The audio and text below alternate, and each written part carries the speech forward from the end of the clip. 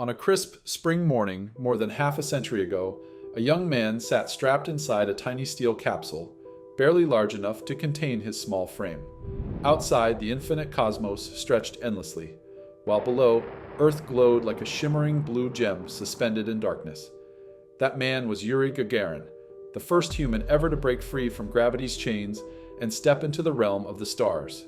Traveling at 29,000 kilometers per hour, Gagarin orbited the planet in just 89 minutes, forever altering the destiny of humankind. Overnight, he became more than a pilot. He became a symbol, a living monument of Soviet power and human ambition. But space is not only wonder and triumph. It hides shadows, secrets, and tragedies. Just 7 years after his historic flight, Gagarin was gone, killed in a plane crash so sudden and mysterious that it spawned decades of rumors, conspiracies, and unanswered questions. Was it a simple training accident?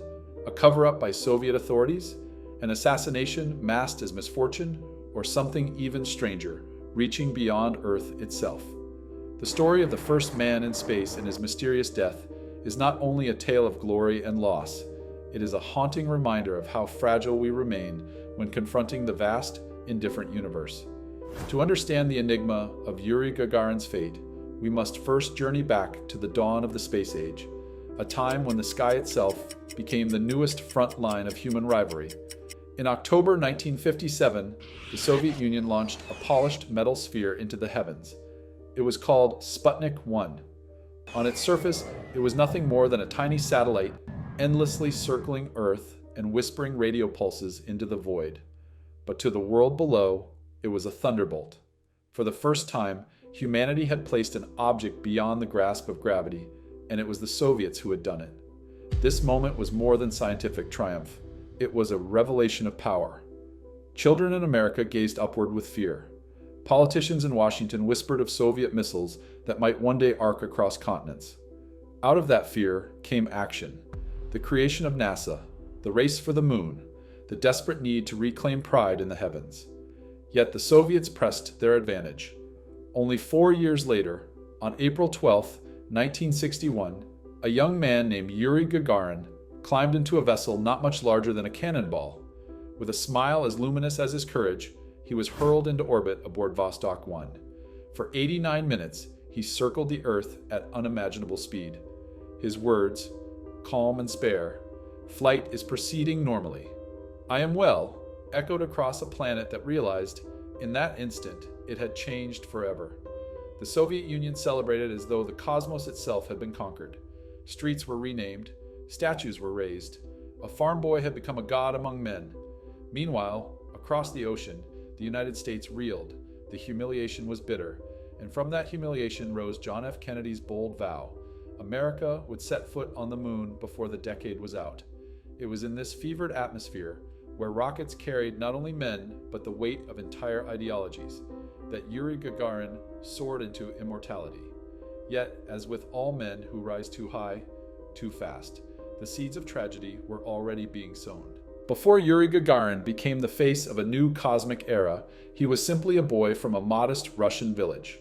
Born in 1934, in the small town of Klushino, his childhood was far from the grandeur that would later define his name. His parents were peasants, his father a carpenter, his mother a milkmaid. When the Second World War swept across their homeland, Gagarin's family endured hunger, cold, and the brutal occupation of their village by German forces. These early hardships carved resilience into his bones, teaching him how fragile life was, yet how vital courage could be. Despite such humble beginnings, Gagarin carried something extraordinary within him. Teachers recalled his sharp intellect, his quick smile, and a steadiness beyond his years. He was not the largest or strongest, but he possessed a rare combination of discipline, curiosity, and inner calm, traits that would later distinguish him in the cockpit of a fighter jet, and eventually in the silence of space. When the Soviet Air Force began selecting candidates for the secret Vostok program, Gagarin was among more than 2,000 young pilots tested. The screening was brutal. Medical examinations that probed every weakness, psychological tests designed to break men apart, and endless hours of grueling training. Out of this crucible, Yuri emerged not because he was the most skilled pilot or the most muscular athlete, but because he radiated balance. His height, barely over 1.57 meters, fit perfectly into the cramped spacecraft. His psychological profile showed almost no signs of fear.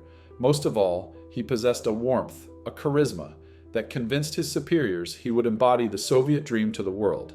On April 12, 1961, his destiny arrived. As he climbed into the Vostok 1 capsule, he reportedly whispered, "Let's go," words so simple that they later became immortal across Russia. The world held its breath as the rocket roared upward, splitting sky from Earth. He gazed upon Earth from 320 kilometers above, a view no one before him had seen, a blue sphere, fragile and radiant against the blackness. When the capsule finally returned and he parachuted safely onto Russian soil, Gagarin was instantly transformed. He was no longer the village boy of Klushino. He was the first citizen of space. The Soviet Union exalted him as a national hero. Monuments were erected, songs were written, and entire streets renamed in his honor. Beyond Russia, his fame spread like wildfire. He toured the world, smiling, waving, a young man suddenly burdened with the weight of human history. Yet fame is never without cost. Behind the glow of his triumph, shadows began to gather. The farm boy who touched the stars would soon find himself wrestling not only with glory, but with demons he never expected to face. The fatal day. A death, written in the sky. March 27, 1968. It should have been just another routine morning for Yuri Gagarin, 7 years after he had changed the course of history. The spring air was heavy with rain and wind as he prepared for a training flight at Chkalovsky Airport. He was scheduled to fly a MiG-15, a reliable aircraft, but hardly forgiving when the weather turned hostile. Before boarding, Gagarin reportedly realized he had forgotten his identification papers, a trivial mistake that unsettled him. He told those nearby it was a bad omen. Yet he pressed on, strapping himself into the cockpit. The engines roared, and with his instructor by his side, the fighter jet lifted into the gray sky. For a while, everything seemed normal. He radioed back after a series of maneuvers. Calm, precise, almost routine. "We will return shortly," he said. Those were the last words anyone would hear from him. Minutes later, silence. Search teams scoured the skies, and soon wreckage was spotted scattered across the countryside. Flames still smoldered where the MiG-15 had struck the earth. Hope flickered that Gagarin might have ejected in time, that the hero of space had cheated death once again. But the following day, those hopes were extinguished when his body was recovered. The Soviet government launched an official investigation, yet the conclusion was murky and unsatisfying. No clear cause was announced. Instead, a shroud of secrecy fell over the tragedy. Ordinary citizens whispered, rumors spread, and conspiracy theories multiplied. How could the man who had once conquered the heavens be undone by a simple training flight? Why did the authorities remain so silent? Thus, the legend of Yuri Gagarin's mysterious death was born, not merely as a tale of aviation gone wrong, but as a shadowy puzzle that blurred the line between accident, negligence, and deliberate concealment. The moment the news of Gagarin's death spread, silence from the Soviet authorities created fertile ground for speculation. How could the most famous man in the world, an aviator celebrated for his calm discipline and skill, be lost so suddenly in an ordinary training flight? The official statements were vague, and where clarity was absent, mystery grew. One theory suggested Gagarin had swerved to avoid an unexpected obstacle in the sky, perhaps a flock of birds, perhaps a weather balloon. The MiG-15 was a sturdy machine, but a split-second maneuver at high speed could be fatal. Another rumor claimed he had collided with an experimental aircraft, the details of which were hushed to protect military secrets. Others painted a darker portrait. Some whispered that Gagarin had turned to drink under the crushing weight of fame. He had, after all, struggled with the transition from being a simple farm boy to becoming an untouchable global icon. Could he have flown intoxicated, carelessly plunging to his end? The story was sensational, but it never aligned with the discipline that had carried him to space. And then came the political conspiracies. Was the Central Intelligence Agency involved, determined to eliminate a symbol of Soviet pride at the height of the Cold War? Had Gagarin fallen victim to jealous rivals within the Soviet establishment itself, perhaps silenced because he had grown too popular, too powerful? Some even claimed he had not died at all, that he had ejected safely, spirited away into secrecy, living under a hidden identity while the government staged his funeral for reasons never explained. The most outlandish stories drifted toward the fantastical. Tales emerged that Gagarin had encountered a UFO, his MiG forced into evasive maneuvers that ended in tragedy. To the public, already enchanted by the idea of space as a realm of both wonder and danger, the thought that extraterrestrials played a hand in his death was almost irresistible.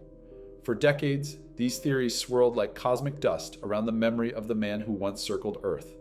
Some were plausible, some absurd, yet all shared a common root: mistrust of official silence. The Soviet Union's unwillingness to tell the full story gave birth to a myth, one that transformed Gagarin from not only the first man in space, but also the eternal subject of one of the 20th century's most enduring mysteries. The truth revealed, decades later. For more than 40 years, the fate of Yuri Gagarin remained buried beneath speculation, half-truths, and carefully orchestrated silence. Generations grew up with the mystery, each retelling weaving him deeper into the mythology of the Cold War. But history has a way of eventually loosening its grip on secrets. In 2013, a long classified report was finally made public. Its contents were not the stuff of espionage thrillers or alien encounters, but rather the tragedy of a simple, avoidable mistake.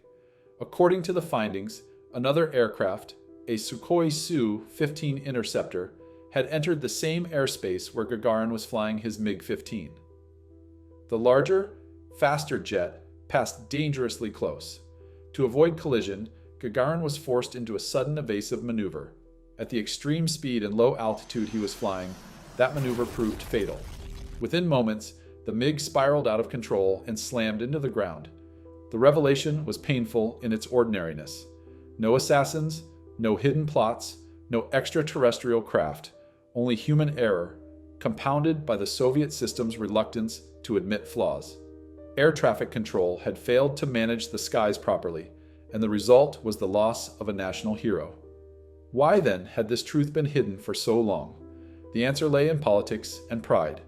The Soviet Union of the 1960s could not afford to show weakness, especially not in relation to its most celebrated figure.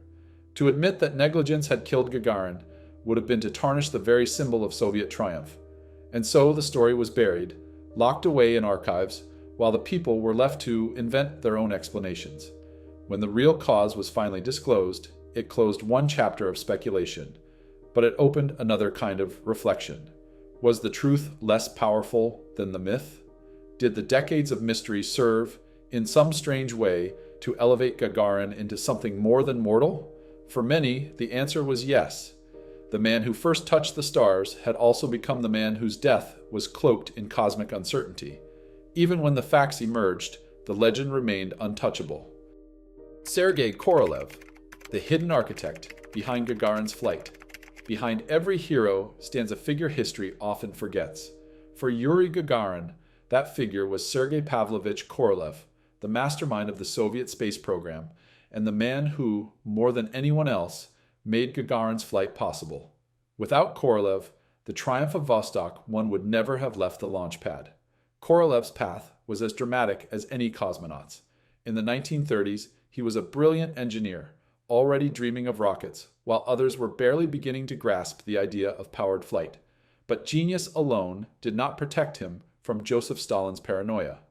During the purges, Korolev was accused of sabotage and treason, charges as fabricated as they were devastating.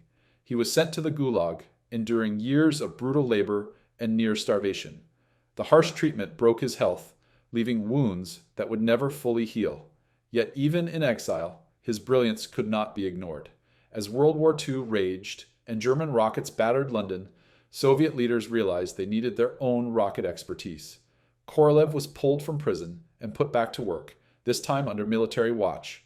In 1945, he traveled to Germany, scavenging through the remnants of Nazi research to study the V-2 rocket. Where others saw wreckage, Korolev saw possibility. By the 1950s, he had designed the R-7 rocket, a machine capable not only of carrying nuclear warheads, but also of lifting satellites, and eventually humans, into space. Under his leadership, The Soviets launched Sputnik 1, Laika the dog, Luna probes to the moon, and ultimately Yuri Gagarin himself. Each success was cloaked in secrecy. To the world, Korolev was not a name, but a title, chief designer. His identity was hidden even from most Russians until his death. Korolev lived in the shadows but built monuments in the stars. His vision carried the Soviet Union through a string of historic firsts. The first satellite, the first man in orbit, the first woman in space, the first spacewalk. Each victory was a silent tribute to the man no one was allowed to know. In 1966, Korolev died during what should have been routine surgery, his health irreparably damaged by the years of imprisonment. Only then was his name revealed, and only then did the world learn how much it owed to him. He was buried with honors in the Kremlin wall, finally recognized as the architect of an age. For Yuri Gagarin, Korolev was more than a commander. He was a mentor, a guiding hand that transformed a village boy into the first man in space. And yet, like Gagarin himself, Korolev's life was cut short, his story tinged with tragedy. Together, they embodied the paradox of the Soviet space program. Glory unmatched, but built on sacrifice, secrecy, and suffering. Though Yuri Gagarin's life was cut short, his legacy has never faded. If anything, his early death preserved him in a kind of eternal youth, forever the smiling, bright-eyed pioneer who once gazed down upon Earth from the silence of orbit. Across Russia and beyond, monuments to Gagarin stand tall. His name graces streets, schools, and even cities, carved into the very geography of a nation that claimed him as its greatest son. In 2011, the United Nations declared April 12th, the day of his historic flight, International Day of Human Spaceflight, ensuring his memory would be honored not just by Russia, but by the entire world. But his influence extends far deeper than statues or ceremonies. For generations of scientists, engineers, and dreamers, Gagarin remains the spark that lit the imagination of humanity. To see Earth from space as he once did was to recognize both its beauty and its fragility. His single orbit planted the seed of a new perspective, one that would later inspire movements for global unity, environmental protection, and the idea that, despite borders, humanity shares a single, delicate home. Even today, when rockets roar skyward under the banners of private companies and billionaires, the ghost of Gagarin is there. Elon Musk, Jeff Bezos, Richard Branson, all are heirs to the path he blazed. They build larger ships, chase farther horizons, but none can claim the purity of his moment, being the very first. Yuri Gagarin's story is not just about reaching space, it is about becoming a bridge between Earth and the cosmos. His triumph and his tragedy continue to remind us that the quest for the stars is both wondrous and perilous, requiring courage beyond measure. And so, long after the wreckage of his MiG-15 was buried and the Cold War turned to dust, Gagarin endures, not only as the first man in space, but as an eternal symbol of humanity's boundless ambition to rise above the Earth and touch the infinite. When we speak of Yuri Gagarin, we are not merely recounting the biography of a man. We are tracing the outline of a dream, one that began in a tiny Russian village and ended among the stars. His life compressed into 34 short years, yet within that span he carried humanity across a threshold no one had ever crossed before. As a scientist, I am struck not only by the technical audacity of his flight, but by the psychological courage it demanded. Imagine climbing into a capsule no larger than a closet, resting your fate on the untested mechanics of a rocket, and trusting that the mathematics and the men behind it would hold true. At that moment, he was not simply a Soviet citizen, nor merely a pilot. He was the embodiment of human curiosity itself, risking everything to answer a question older than civilization. What lies beyond? For in the end, Yuri Gagarin showed us both the brilliance and the fragility of our species. He proved that a farm boy could rise to the heavens, but he also reminded us that even heroes are bound to the mortal earth. His smile remains immortal, frozen in photographs, while his voice, calm, steady, echoing from orbit, still seems to whisper across time. I am well. When future generations set foot on Mars or sail to the moons of Jupiter, they will be standing on the path he opened. And perhaps, as they gaze back at the pale blue dot of Earth, they will remember him not only as the first man in space, but as the man who taught us that to look up is to begin becoming something greater than ourselves. Greater